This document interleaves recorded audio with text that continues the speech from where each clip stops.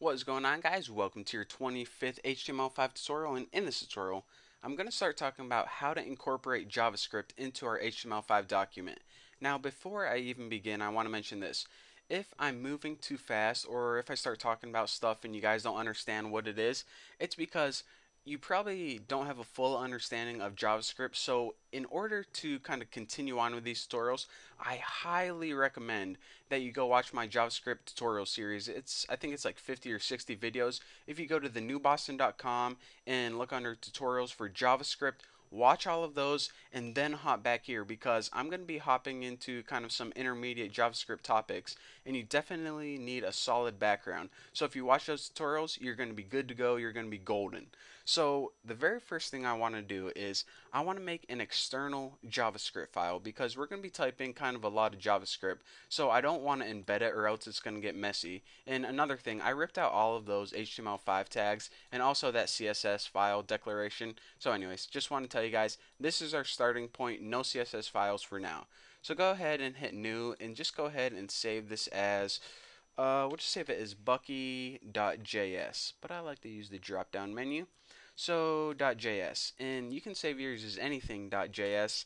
And I don't know if you guys forgot this or not, but whenever you're working with JavaScript embedded, then you usually need those script tags. But whenever you have an external JavaScript file, then remember not to write those script tags whatsoever. And that's because just like CSS, whenever you're writing it in its own file, it doesn't need any tags. So we'll leave that empty for now, but what we do want to do is this. We need those tags in the HTML file to kind of reference our JavaScript file. So I'm going to go ahead and write script, and before I forget, I want to mention this.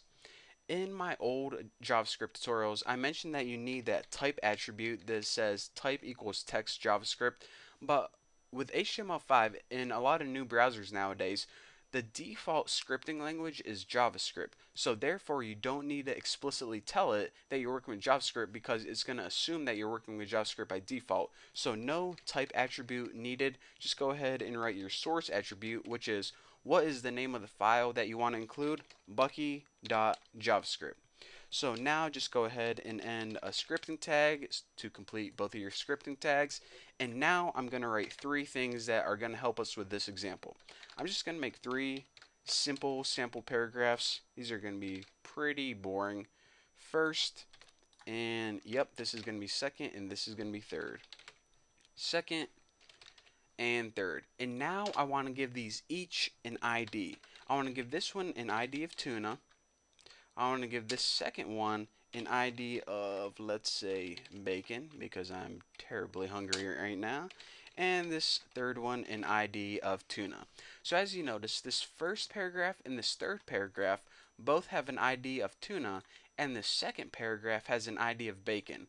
So if we just go ahead and save this and refresh it, we get 1, 2, 3 paragraphs. If we click on them, nothing happens. They're just plain old dumb paragraphs on our screen. So now let's go ahead and add some intelligence to this. The first thing I want to do is I want to talk to you guys about a new function called query selector. So what I'm going to be doing is building a couple functions of our own because we're going to need to build our own functions in order to test out what I'm going to be telling you guys in the upcoming tutorial. So this very first function, the only thing it's going to do is it's going to return to us either one element or a list of elements. So I'm just going to name it get stuff. So its job is pretty much this. Scroll through the document, and now this is the method I told you guys about. QUERYSELECTOR. And there are a couple of different variations of this method, so you definitely want to type it exactly like I have it. And now for this parameter, what I'm going to write is tuna. Now what query selector means is basically this. Select everything with the ID of tuna. So it's going to select this one and this one. Now this variation of this method is going to return to you the very first element selected. So it's going to say, okay, I'm going to scroll through your document, and as soon as I hit an element with the ID of tuna, that's what I'm going to return. So in this case, it would return this first paragraph. So what we're going to say is, okay, then we can, just do stuff to it. So what do we want to do whenever it returns this? We'll just write on click equals talk. And you're saying, okay, what the heck does that mean? This pretty much means whenever we click that paragraph that it returned, call a talk function. And you're saying, what the heck is a talk function? Well, that's actually a function that I'm going to be building right now. Function, spelled that wrong. Talk, and all talk is going to do is it's going to be real simple. Just pop up an alert box on the screen that says, I don't know, like say something, yo ma, just like that. Now, if we go ahead and run this right now, nothing's going to happen because even though we made this function's job is to scroll through our HTML file and return an item with the ID of tuna. However, we built the function, but we never called it. We never used this function. So it's made, it's ready to go, but we never used it. So we need a point where we can say, okay, as soon as our document is loaded, then the very first thing I want to do is call this function. So a great place to do this is if we hit window on load, and this calls whenever everything in our web page gets loaded. What do you want to do? We want to get stuff just like that. So now let me make sure I have all my semicolons. Probably spelled something wrong, but we'll figure it out later on. And I'm going to go ahead and refresh this page and check it out. I'm clicking third, nothing happening. Clicking second, nothing's happening. Now I'm going to go ahead and click first and check this out. As soon as I do, an alert box pops up that says yo ma. Hit OK, and now let me explain to you guys, whenever I hit first, why does this alert box called yo ma pop up? Well, because of this. What we did in our HTML file is we included this JavaScript file. So this pretty much takes everything right here, copies it, and pastes it right in here. So, okay, we understand how that works. Now, what exactly happens? Well, the very first thing that's going to happen is all of our document is going to load all of this stuff right here. So whenever everything is fully loaded, it calls this function right here.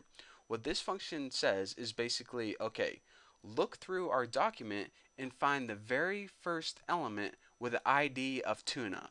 So it looks through our document and it says, okay, this is the first element with the ID of tuna, this first paragraph, this one right here. Now, what do you want me to do with that? Well, we just want to say, okay, now whenever you click that element, call the talk function. So it's saying, okay, whenever you click this first paragraph right here, call the talk function. And all this talk function does is pop up an alert box on the screen that says yo mom. So therefore, this one didn't work, this one didn't work. Only the first one, when we clicked it, an alert box popped up that said yo mom. And there you have it. There is your introductory to JavaScript. I know I took it kind of slow this time because, it's been a little ways, or excuse me, it's been, probably a couple months since you typed any JavaScript. But hopefully you understand it. We're back in business, back in the flow. So that's all I have for you guys for this tutorial. I don't know if we're going to be working with JavaScript in the very next tutorial, but we're definitely going to be using it later on whenever we're using the APIs and all these awesome stuff that's built into HTML5. So there you go, there you have it. Thank you guys for watching, and don't forget to subscribe, and don't forget to check out my new website. Go to thenewboston.com and it'll pop up. Tell me guys what you think. So yeah, there you go. I'll see you later.